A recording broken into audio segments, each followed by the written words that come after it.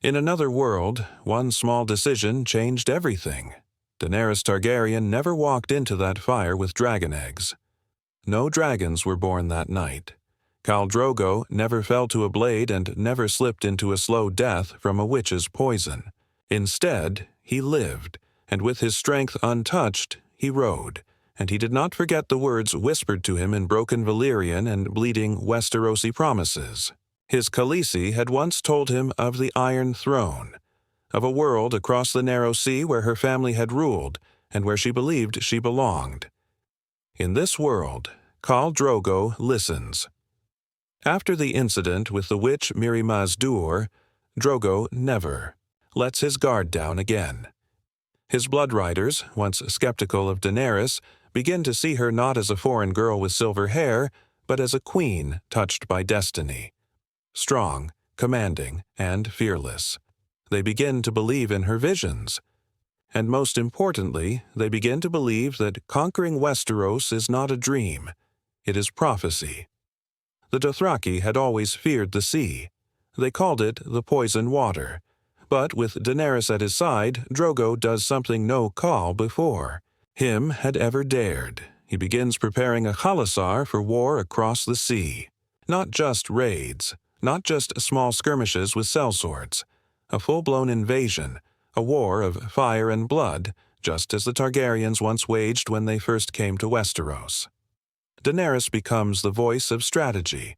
She knows Westeros, its houses, its lands, its enemies. Drogo becomes the arm of fury, and together they bring together something the world has never seen, the fury of the horse lords with the ambition of dragons. Ships are not easy to come by, but gold and fear buy loyalty, fast. Daenerys sends emissaries to Pentos, to the free cities, and to the pirate lords of the Stepstones. With a little help from Illyrio Mopatis, the same man who once hosted them and still dreams of a Targaryen return, they get ships, hundreds of them. Rusty, loud, and not always seaworthy, but they sail. More importantly, they carry nearly 50,000 Dothraki screamers. The invasion begins at nightfall, under a red moon, when the sky bleeds over Blackwater Bay. Westeros does not see it coming. The Seven Kingdoms are fractured. Robert Baratheon is dead. The War of the Five Kings has just begun. Robb Stark is marching south for vengeance. Stannis is brooding at Dragonstone, whispering to shadows. Joffrey sits on the throne in King's Landing, arrogant and inexperienced. Tywin Lannister commands, from afar. No one is watching the sea. When the Dothraki land, it is chaos. Unlike Aegon the Conqueror, Drogo does not send letters. He does not announce his intentions. He does not ask for loyalty. He burns the first village he sees to the ground, and from there, the fires spread. The Dothraki war bands sweep through the Crownlands like a plague. They ride harder and faster than any army Westeros has ever faced. They don't siege castles. They go around them. They don't wait for nights to prepare. They strike in the night, in the dawn, through rivers and forests like wolves with steel in their hands. King's Landing panics. The city is not prepared for a real war. Not now. Not with Stannis threatening from Dragonstone. Not with the North rebelling, and not with a Dothraki horde screaming at their gates. Cersei Lannister, drunk on power, demands the city hold. Joffrey calls them savages, laughing behind his golden crown. But the people of King's Landing are terrified. They've heard stories of how the Dothraki tear men apart with their bare hands, of how they braid their hair with the blood of their enemies, of how no army has ever truly stopped them on open ground. But it's not just fear that spreads, it's fascination. The small folk whisper about the silver-haired queen beside the warlord, a woman with violet eyes and fire in her voice. They say she's a Targaryen. They say she's come to reclaim her father's throne. And while nobles mock her as a usurper, the poor, beaten, starving, tired of Lannister rule, begin to dream of her. Meanwhile, in the north, Robb Stark hears of the invasion and understands what it means. He sees the chaos in the south as a chance. If the Dothraki strike hard, the Lannisters will break. But he also knows what they are capable of. He remembers the tales old Nan once told him, of dragon lords and conquerors who came from across the sea, who burned armies and shattered kings. He sends ravens, urging caution. He sends scouts south, and he prepares because he knows. The game has changed. Drogo, however, does not care for the game. He rides at the head of every charge. He splits nights with his Arak. He watches Westerosi steel shatter like bone under Dothraki speed. Every village they take becomes a base. Every road they control becomes a lifeline. Every defeat they hand to the Lannisters becomes a rallying cry for the poor, the broken, the angry. And yet Daenerys is not blind to the risks. Westeros is not Essos. Here, loyalty is built on lineage and fear. Here, houses play games deeper than swords can reach. Here, the lords won't kneel because of blood alone. They need a reason, a promise, a future. So she offers it. She speaks to captured lords, to surviving soldiers, to disillusioned bannermen. She speaks of peace, of justice, of reclaiming a throne stolen from her bloodline. But most of all, she speaks of freedom. Some listen, some kneel. And slowly her legend begins to rise. But not everyone is silent. From Dragonstone, Stannis Baratheon watches the fires rising on the mainland. His face is stone, his heart colder than ever.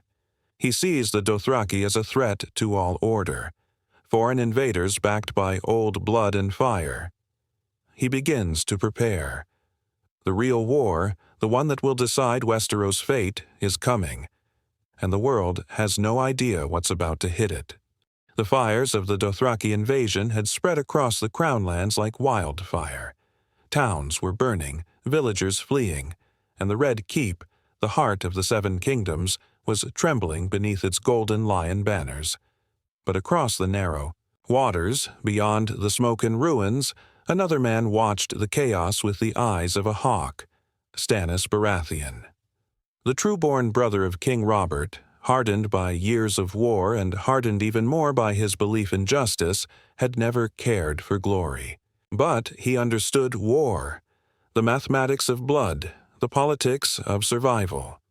From his black castle at Dragonstone, he saw the Dothraki coming not as liberators or invaders, but as a plague, and he would meet plague with steel.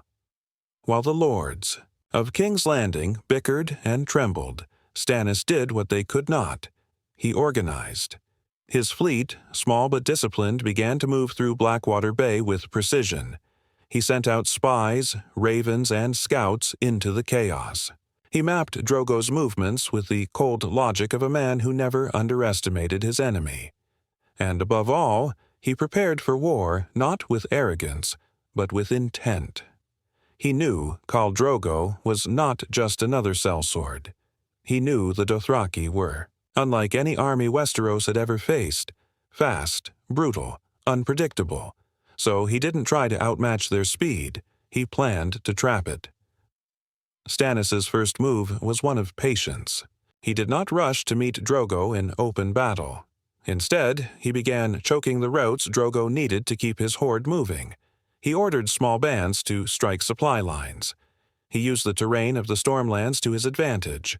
Dense woods, narrow valleys, cliffs overlooking the sea. But the Dothraki weren't fools. They adapted.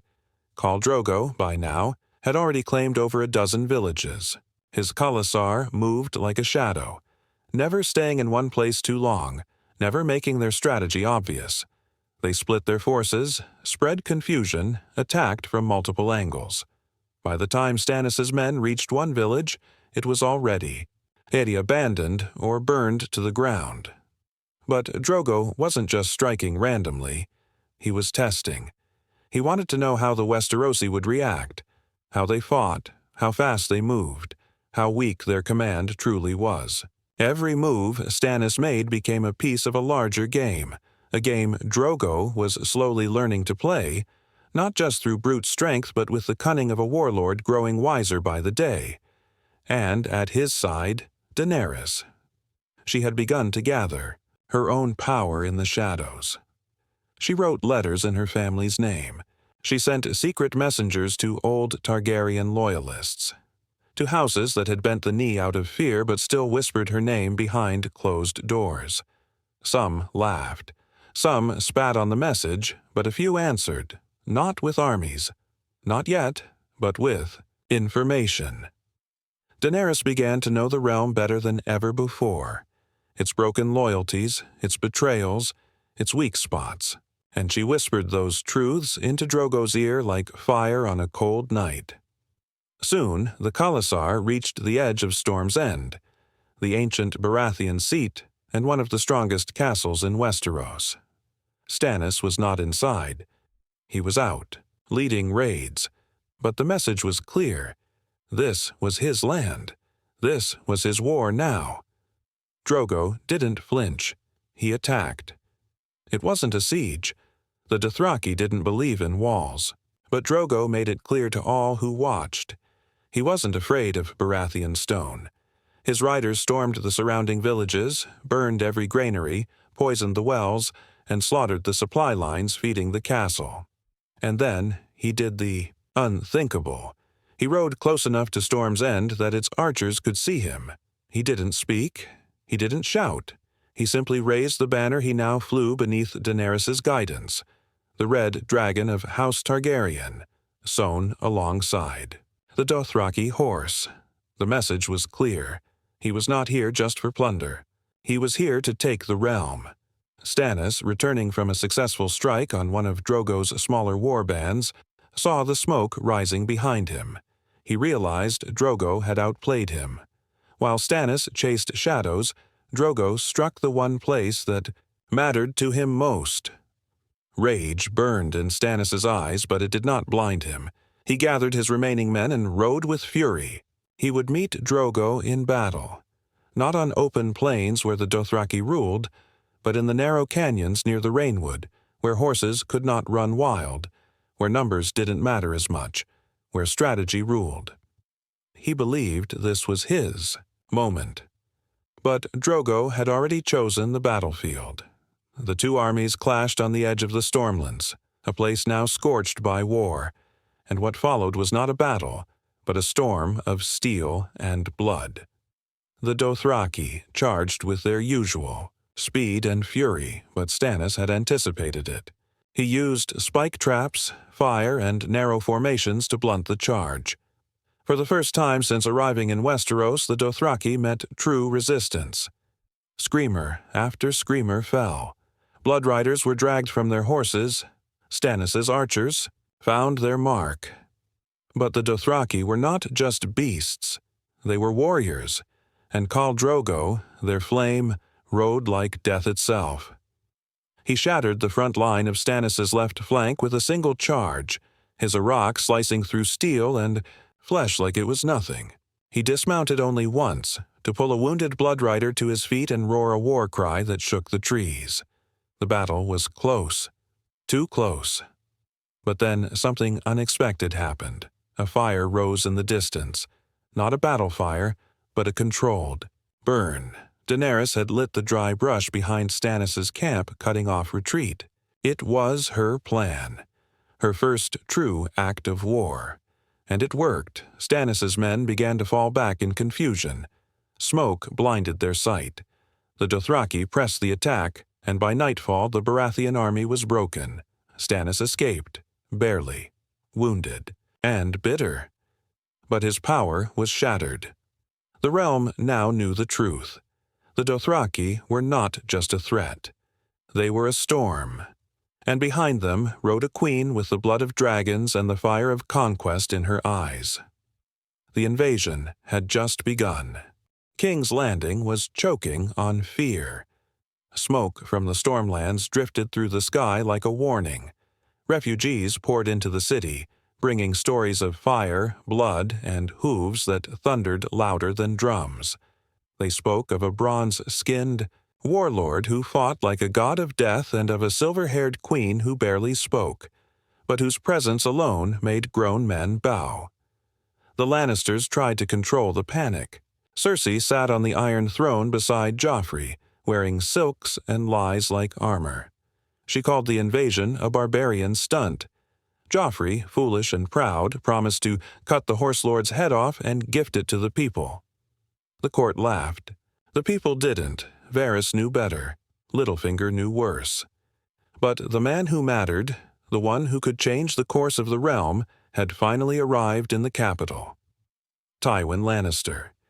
He came not as a messenger or lord, but as a force. The gold cloaks stood straighter. The small council fell silent. His arrival was not joy. It was judgment, and judgment was overdue. Tywin's face was stone, carved by war, time, and disappointment. When he entered the throne room, he said nothing to Cersei. He didn't look at Joffrey. Instead, he simply dropped the bloody banner of House Baratheon on the floor, one captured from Stannis' defeated forces. "This," he said coldly, "is what happens when lions sleep." Cersei tried to speak, to defend herself, to spin words like silk, but Tywin silenced her with a glance. He already knew the truth. The Dothraki were not a rumor. They were real. They had defeated Stannis. They had burned the Stormlands, and they were headed for King's Landing. A plan was needed. Not politics, not propaganda.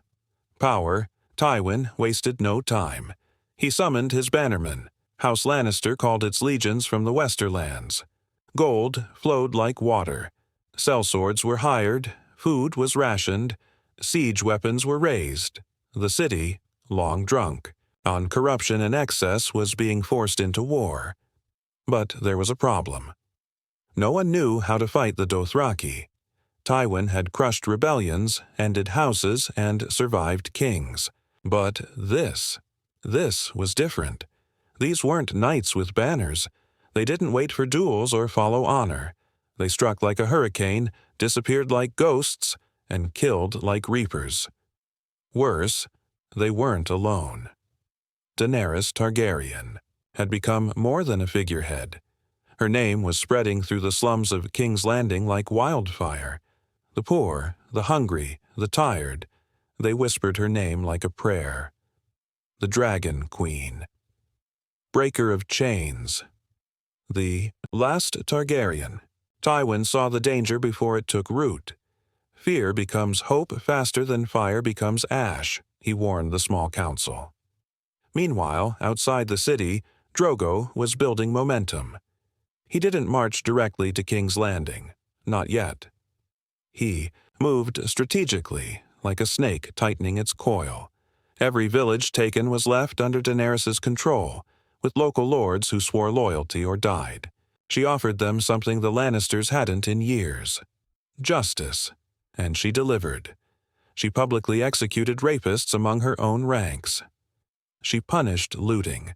She protected women and children. Her presence, once doubted even among the Dothraki, became sacred. The Screamers called her the moon that leads the storm. She was not their ruler. She was their destiny. And Drogo, he was her sword. As they neared King's Landing, they found new allies. Not great houses, but broken bannermen, outlawed knights, and ambitious lesser lords. Men who had lost under Robert's rule. Men who remembered the Targaryens. Men who saw opportunity. Daenerys promised them land, power, redemption. Some wanted to believe. One of them, Sir Jorah Mormont, returned to her side after years in exile.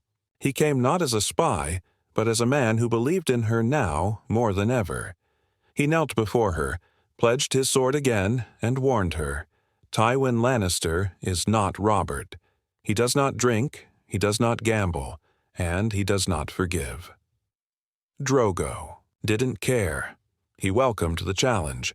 For too long, he had fought small lords and half-kings. Now, He wanted the lion himself. The real test had arrived, but Tywin wasn't sitting idle. He launched a counterstrike, not through armies, but through terror. He sent assassins into the Dothraki's captured villages, poisoned food stores, set fire to supply caravans. For every step Drogo took, Tywin made him bleed. Then came the move no one expected. Tywin sent a raven, not to Drogo, but to Daenerys. The letter was simple, brutal, elegant. You wear your father's name like a crown, but you forget what he was. Mad, violent, alone. Westeros is not waiting for you. It is daring you. Turn back now, or be remembered not as a queen, but as another mad exile who brought ruin to a land she never understood. Daenerys burned the letter, but she remembered every word. The Dothraki grew restless. They didn't fear war, but they hated waiting. Drogo wanted battle now, but Daenerys knew Tywin's plan. Drag them closer, draw them in, choke them slowly. She made her move. Instead of attacking King's Landing directly, she split the Khalasar. Half went north, toward Harrenhal, toward the Riverlands to spread fire and stretch the Lannister forces. The other half stayed behind with her and Drogo, preparing for something larger, a storm, the kind that would make history. Inside the Red Keep, Cersei panicked. Joffrey screamed. The people rioted. The gold cloaks cracked down harder. Fear ruled the city, and Tywin, cold, still, calculating, watched the flames on the horizon grow taller. He didn't speak much, but in private he whispered to Kevan, "If they reach the gates, I'll show them why lions rule kings." It began with thunder, not from the sky, but from hooves. The gates of King's Landing trembled as the Dothraki screamers gathered on the plains. Their horses kicked up clouds of dust that rolled like smoke toward the capital. The ground seemed to quake with their hunger for blood. It was not an army. It was a prophecy made flesh. Khal Drogo rode at the front, his braid long and heavy with bells. No Westerosi lord had ever survived him in single combat. Beside him, Daenerys Targaryen, dressed in black and red, her silver hair braided in a Dothraki crown, stared at the city that once belonged to her family, the city that had murdered her father, the city that now cowered behind gold lions. This was not just war, this was justice. But King's Landing would not fall easily. Tywin Lannister had spent weeks preparing the capital. Every gate was reinforced. Ballistae lined the walls. The wildfire. Reserves were secured, this time not by mad kings but by cold minds. Archers stood ready with flaming arrows. Traps were laid along every alley. The city was transformed into a maze of death. The plan was simple. Bleed the Dothraki until they broke. But Drogo didn't intend to break. Instead of launching a full assault, he began by surrounding the city, cutting off all roads, food, and trade. The blockade was complete. No one in, no one out. Within days, the people inside began to starve. Panic turned into riots. Riots turned into violence. The gold cloaks struggled to maintain control. Cersei ordered executions. Joffrey laughed as heads rolled. Tywin said nothing. He knew time was his only advantage. He hoped the Dothraki would grow restless. He hoped Daenerys would make a mistake. But deep down, he also knew this was the test of everything he'd built. Then came the first strike. In the dead of night, Dothraki raiders scaled the walls from the harbor side. They set fire to the docks, destroyed supply ships, and vanished, before the gold cloaks could respond. The next night, they burned the fields behind the Mudgate, and the night after that, they slipped into Flea Bottom disguised as beggars and sparked a riot that cost 50 guards their lives. It was a war of shadows and fire, and the people began to lose faith in the Lannisters. Whispers grew, "The Dragon Queen is coming. She will burn the lions. She will feed the hungry." Hope became a weapon, more dangerous than swords. Daenerys heard these whispers, and it changed her plan. She didn't want to rule over ruins. She didn't want to burn the Red Keep, just to sit on a throne made of bones. So she made a bold choice. She would give the people a chance. On the 5th night of the siege, she stood before the city gates on a high hill, surrounded by Dothraki, and her voice carried through the wind. "People of King's Landing, you do not have to die for lions who cage you. I am Daenerys Stormborn of House Targaryen, and I offer you freedom. Open your gates, surrender your city, join me, and no more blood need be spilled." The gates did not open, but inside the city cracked. Some of the gold cloaks defected that night. Some of the poor began looting Lannister stores. And in the Red Keep, Tywin realized something even he feared. The people do not fear us anymore. So he made his move.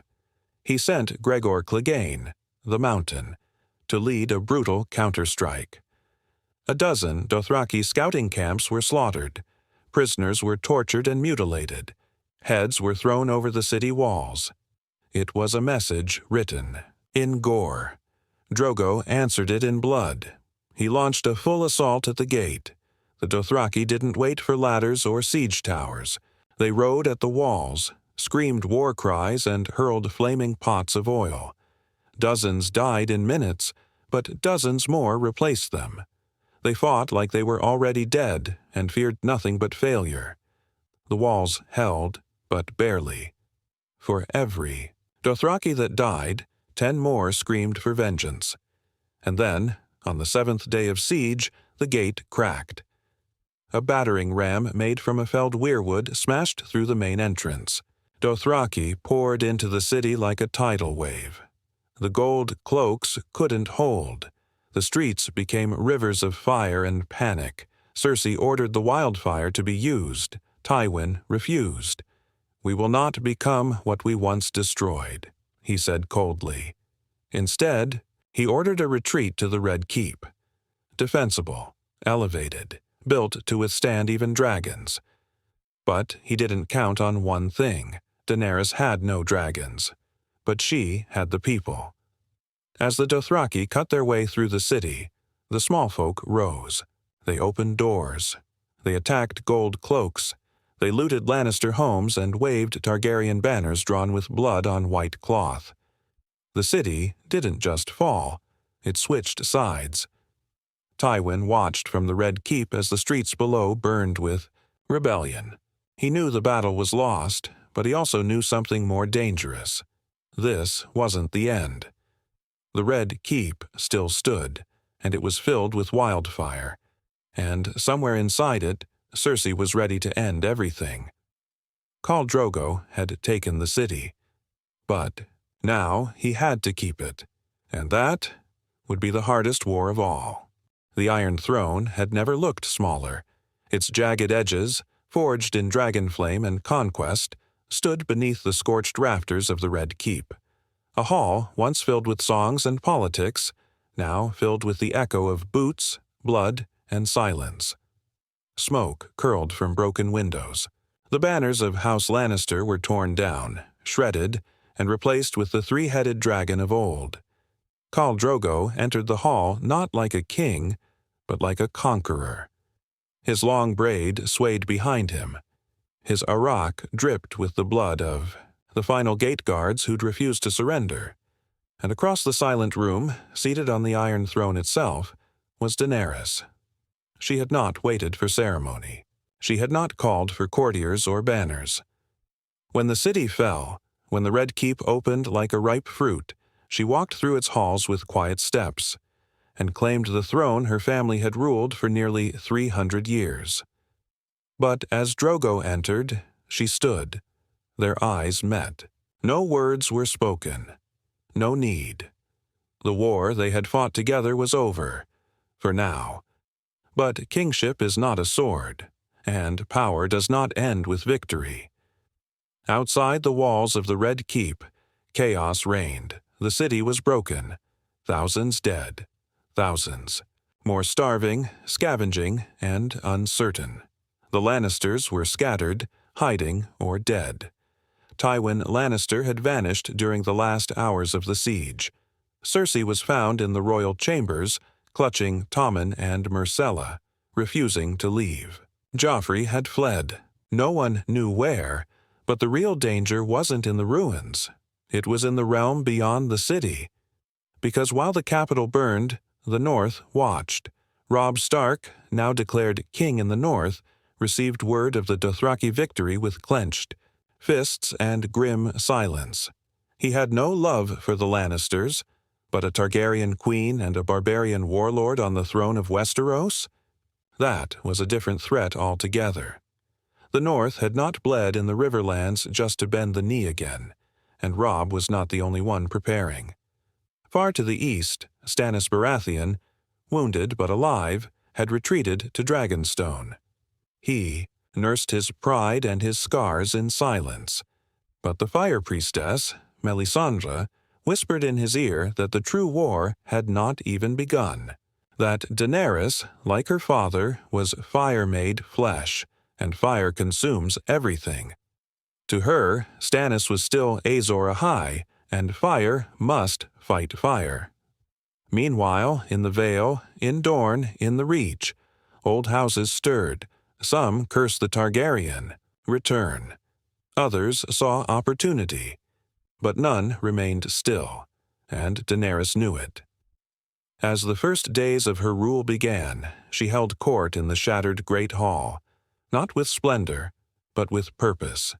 She met with maesters, small folk, former lords, and even Lannister prisoners. She made promises. She listened. She ruled. But something was changing. Drogo noticed it first. She no longer walked among the warriors as she once had. She stayed in the Red Keep, surrounded by advisors, scrolls, and strategies. She wore the crown lightly, but it still weighed on her. He, on the other hand, was restless. King's Landing was not made for horse lords. The stone walls felt like prisons. The courtiers spoke in riddles. The nobles bowed with smiles and plotted with daggers. Drogo longed for open plains, for the sound of hooves and the thrill of war, and he wasn't the only one. The Dothraki grew, uneasy. They had followed Drogo across the sea to conquer, not to play politics. They expected gold, land, spoils, and while many enjoyed the chaos of the city, others whispered that their Khal had grown soft, that the Silver Queen had chained him. One blood rider, Hago, even dared to challenge Drogo's decisions. He was dead within minutes. But the whispers didn't stop. Daenerys tried to bridge the worlds. She began organizing the city, building food lines, restructuring the council, and re-establishing the laws of her family. She even sent ravens to other kingdoms, calling for peace, alliances, diplomacy. But Westeros did not forget. The Mad King had ruled last, and now his daughter, backed by foreigners' blood and fire, wore the crown. There was fear. There was anger.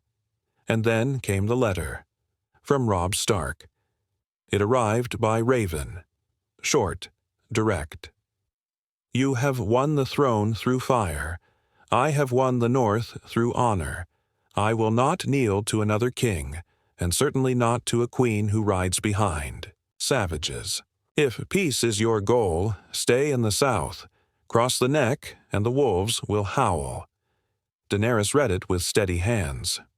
Drogo didn't. He slammed his fist against the wall. His blood riders roared for war. But Daenerys knew. The North was not ripe for battle. Not yet. Her armies were tired. Her rule was fragile. And her enemies, while silent for now, were watching. So she did what no one expected. She replied, "You are a king, and I am a queen. Let us not destroy the realm before we learn its shape." But there was no answer. Instead, another message arrived, this time not in writing, but in blood. A Dothraki scouting party, sent north to claim an abandoned fort, was ambushed. Their heads were returned in sacks. One bore a wolf sigil. The realm was not united. It was boiling, and in the midst of it, Khal Drogo, the conqueror, the warlord, the man who had never lost, began to question what came next. He had given Daenerys her throne, but was it his world anymore, or had the fire they lit begun to consume them both? The throne had been won with fire, but the realm refused to be ruled by it. Weeks passed since the fall of King's Landing, yet the city felt no peace. The smell of smoke clung to the stones, and the whispers never stopped. Some spoke of rebellion, others of resistance. But one whisper grew louder than all. Khal Drogo was growing distant. He no longer stayed in the Red Keep. He spent his days with his blood riders riding the surrounding lands, hunting, sparring, remembering who he was. The iron walls, the silken words, the poisoned wine of courtiers. It was not his world. The Iron Throne might have belonged to Daenerys, but Westeros was trying to make him disappear. And he felt it. Worse, he saw it in her eyes, too. Daenerys, once his fireheart, now sat long hours in the small council chambers, debating taxes, land disputes, and alliances with aging lords who only days ago had feared her. She wore the crown now, not the spirit of the dragon, but the burden of a broken queen. She smiled. Less. She trusted few. He watched her change, and he didn't like what he saw. They still spoke at night beneath the open sky on the terrace above the city. She would rest her head on his chest, whisper dreams of uniting Westeros. But now, even those whispers were tired. He asked her once, "Why do you chase their love?" And she replied, almost in a whisper, "Because fear dies. Love survives." But Drogo, he had ruled by fear, conquered by strength, and now he was expected to kneel to politics. Tension rose like smoke from embers. Then came the final spark. Far to the north, Robb Stark made his move. He allied with Stannis Baratheon. Two kings divided by faith and blood, united by a single purpose, to end the foreign invasion and to prevent a Targaryen dynasty from rising again. They marched. 10,000 northern swords, bolstered by Stannis's disciplined men and fleets, began pushing south through the riverlands, gaining support from smaller lords still loyal to Robert's legacy. Their message was simple. We will not kneel to a dragon queen and her savage. Daenerys received the news with clenched fists. She called for a war council. She wanted to meet the threat, to ride north and end the rebellion before it reached her doorstep. But her council disagreed. Varys warned her, "If you march north, you leave the city ripe for rebellion. The people have not yet accepted your rule." Tyrion, now her reluctant hand, offered another path. "Let them come to you. Let them bleed their armies dry against your walls." But Drogo stood up in silence and left the council. He rode that night, not in secret, but in fury, and with him rode half the Dothraki. He was not waiting for war. He was bringing it. By morning, his camp was gone. Daenerys awoke to a city abandoned by its protectors, her throne unguarded. The one man who had won her the crown had marched without her command. Worse still, the people rejoiced. "Let the horse lord take his butchers and leave," they said. "Now the queen can rule like a Westerosi." But Daenerys was not just a Westerosi queen. She was the daughter of fire. Her fury burned beneath her quiet gaze, but she did not scream. Instead, she sent ravens to every corner of the realm, demanding loyalty. She rallied her remaining forces, unsullied who had joined her from Essos, and a few small houses that bent the knee out of pragmatism. Not love, but her heart. Her heart was riding to war, and in that war Drogo met the end of his world. The north was not Essos. It was cold, brutal, unkind to horses and men. His screamers suffered in snow. His ambush tactics were blunted by ice. He won early skirmishes, shattered small armies, but when he reached the neck, he met Robb Stark and Stannis Baratheon together, and they came with strategy. They lured him into the swamps where the horses could not run. They poisoned the rivers. They cut his supply lines. They never gave open battle until he was weakened, cornered, and desperate. The Battle of Greywater was not a fight. It was a slow, bloody strangulation. Drogo, wounded and surrounded, refused surrender. He fought like a demon, unhorsed but unbroken. He killed 10 men in his final charge, his arak slick with the blood of both lords and squires. But the North did not kneel to legends, and Stannis did not honor romance. When Drogo finally fell, it was to an arrow through his chest and a sword, through his back. His body was burned on a funeral pyre by the few screamers who escaped the slaughter, and the war was over. Daenerys never spoke when she heard the news. Not a tear, not a word, but her fury was silent, cold, and absolute. She did not go north. She did not march her armies. Instead, she ruled, with steel, with fire, and with fear. No more speeches of peace. No more invitations for unity. She began purging dissent within King's Landing. Lords who once hesitated were executed. The Gold Cloaks were reformed into a new force, loyal only to her. Her enemies began disappearing in the night. The realm began to whisper again. She's her father's daughter. But they whispered carefully, quietly, because the throne was hers now, truly hers. But the man who had given it to her, the man who crossed the sea, broke the south, burned the lions and challenged the wolves, was gone. And with him, the last part of her that had loved more than power. In the end, Westeros had a queen. But the question lingered, forever carved into the halls of the Red Keep. Was it worth it?